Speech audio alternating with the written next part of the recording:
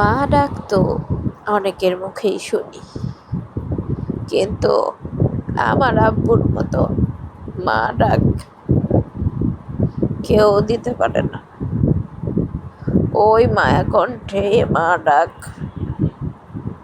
আর কখনোই শুনবো না। এটা যখনই আমার মনে পড়ে, যখনই আমি তার মা ডাকটা মিস করি, তখন আমি নিজেকে ধরে রাখতে পারি না।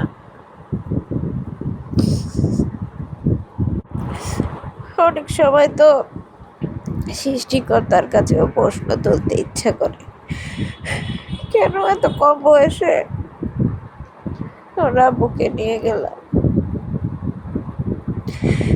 আর কয়েকটা বছর রাখা যাইতো না?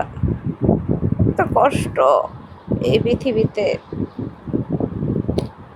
আসলে একটা চরম বাস্তবতা। কি কি বলে সে মনকে শান্ত করি জানেন? যাদের পিতা অথবা মাতা কেউ নাই পৃথিবীতে, বা দুইজনের কেউ একজন নাই, তারা এই ফিলিংসটা বুঝতে পারবেন। তারা আমার কথাটা একটু মন দিয়ে শুনবেন। তখন আমি মনকে পর্বত দেই যে বাবা মা ছাড়া তো সবার সাথেই, কারোর সাথে আত্মার সম্পর্ক নাই, সব হয়ে যায় স্বার্থর সম্পর্ক, হয়তো বা টাকা পয়সার সম্পর্ক, আর কিছু তো সম্পর্ক নাই।